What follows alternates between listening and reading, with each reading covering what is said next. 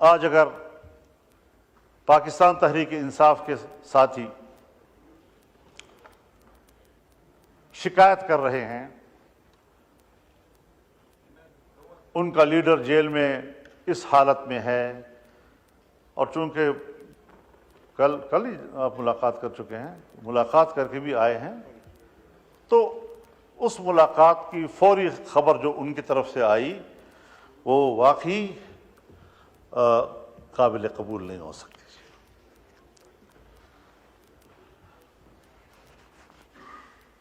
جلسے اجتماعات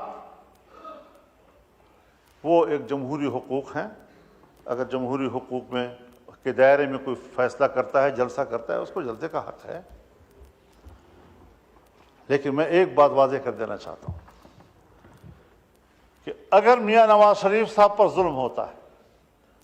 میاں شہباز شریف صاحب پر ظلم ہوتا ہے، آصف علی زرداری صاحب اور ان کی بہن کے ساتھ، ان کی جماعت کے سینئرز کے ساتھ زیادتی اور ظلم ہوتا ہے، اور میں ان کے ساتھ شانہ بشانہ کھڑا ہوں، ان کے خلاف ہونے والے ہر قدم پر میں نے فرنٹ لائن پر لڑائی لڑی ہے، اگر میں اس وقت آپ کے اوپر ہونے والے مظالم میں آپ کے شانہ بشانہ تھا تو میں آج بھی عمران خان پر ہونے والی سختیوں کی مذمت کروں گا۔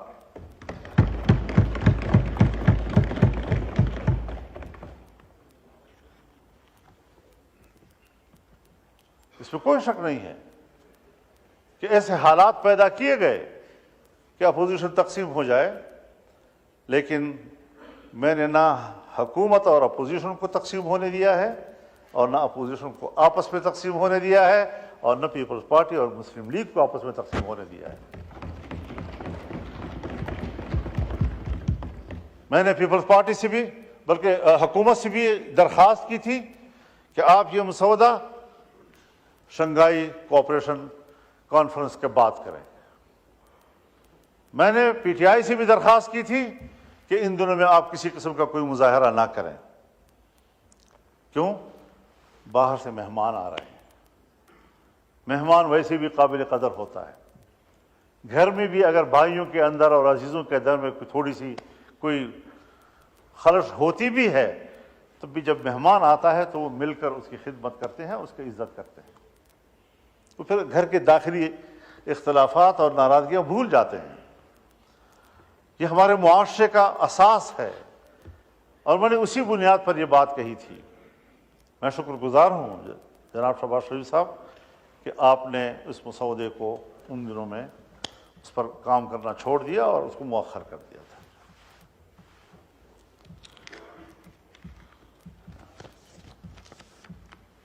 ان کاوشوں سے اور ان تبدیلیوں سے اس آئینی ترمیم کا جو مفہوم اور جس کا تصور تھا وہ مکمل تبدیل ہو گیا۔ ابتدائی مسودے کا تصور بالکل مختلف تھا، اور اب جو چیز ہم پاس کر رہے ہیں اس کا تصور اس سے بالکل مختلف ہے، اور اس صورت میں ہمیں کسی قیمت پر قابل قبول نہیں تھا، اور آج ہم متفقہ طور پر اس کو دستاویز بنا کر اسمبلی سے پاس کرانا چاہتے ہیں، پارلیمنٹ سے پاس کرانا چاہتے ہیں۔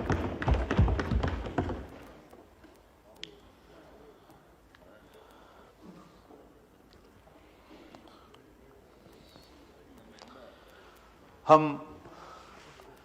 آج بھی ایک بات کہنا چاہتے ہیں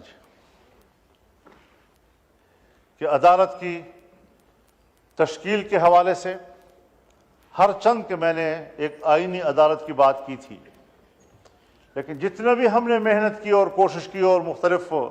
سٹیک ہولڈرز کے ساتھ بات کی، اس تصور پر اتفاق نہیں آ رہا تھا۔ کوئی کہہ سکتا ہے کہ وہ آئیڈیل ہے، اس طرح ہونا چاہیے، میں آج بھی اس نظریے کے ساتھ جنگ نہیں لڑ رہا ہوں۔ دیکھیے، جمہوریت ہے، انقلاب نہیں۔ انقلاب میں آپ یک لخت نظام کو تبدیل کرتے ہیں،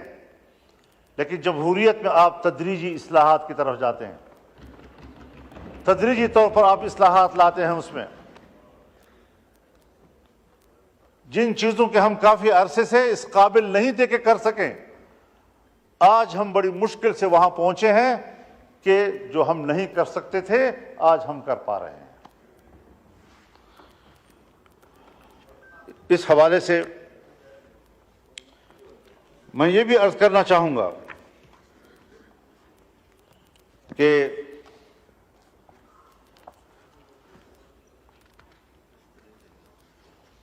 پارلیمنٹ کو ایک بہت بڑا شرف حاصل ہو رہا ہے،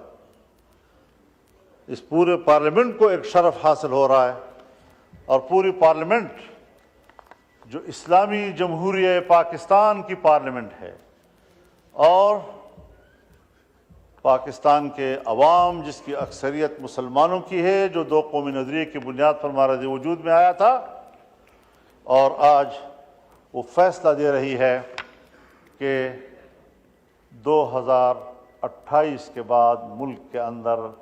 ہر طرح کے سودی کاروبار اور معاملات یہ ممنوع ہوں گے اور کاروبار سے پاک ہوں گے۔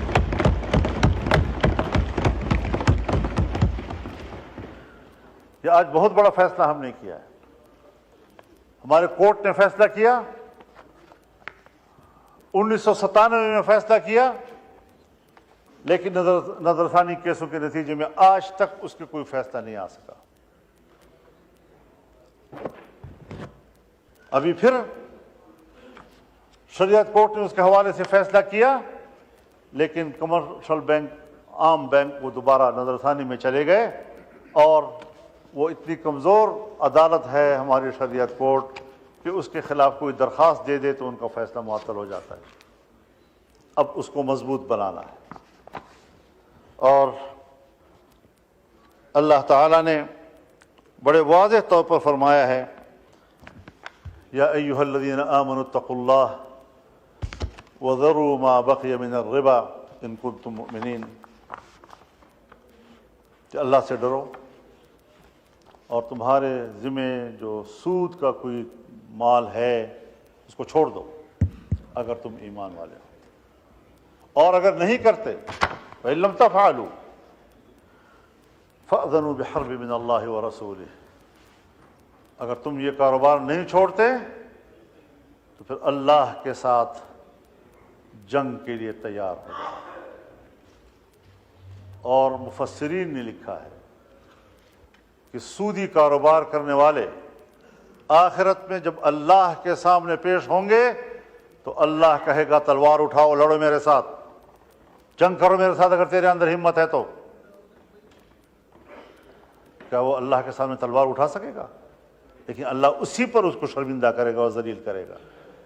کہ تم نے دنیا میں سودی کاروبار کیا تھا، اب اٹھاؤ نا تلوار، میں نے تو تیرے خلاف جنگ کا اعلان کر دیا تھا۔ تو اس حوالے سے میں شکر گزار ہوں کہ حکومت میں شامل تمام جماعتوں نے ہمارے اس ترمیم کو قبول کر لیا ہے، اور ہم اللہ سے من حیث القوم معافی مانگیں، اور یہ پارلیمنٹ قوم کی نمائندہ ہے۔ ہم جب یہاں پر بیٹھ کر اس 77 سالوں کا جرم اس پر اللہ سے معافی مانگیں گے تو اللہ غفور الرحیم ہے، انشاءاللہ وہ پورے قوم کو معاف کر دے گا۔ ہر بات، یعنی آپ خود اندازہ لگائیں، جب پاکستان بنا اور ہم نے اسٹیٹ بینک آف پاکستان بنایا تو اسٹیٹ بینک آف پاکستان کی افتتاحی تقریب سے قائد اعظم محمد علی جناح نے خطاب کرتے ہوئے فرمایا کہ مغرب کے نظام معیشت نے ہمارے لیے مشکلات پیدا کی ہیں، بلکہ انسانیت کے لیے مشکلات پیدا کی ہیں۔ ہم ملک میں وہ نظام معیشت لائیں گے جو اسلامی تعلیمات کے مطابق ہوگا۔ ہر بات پہ ہم قائد اعظم کا حوالہ دیتے ہیں، یہاں ہمیں ان کا حوالہ کیوں بھول گیا؟ ہم نے کیوں اس ملک کے نظام کو ٹھیک نہیں کیا؟ تو یہ بھی آج اس ترمیم کی بہت بڑی کامیابی ہے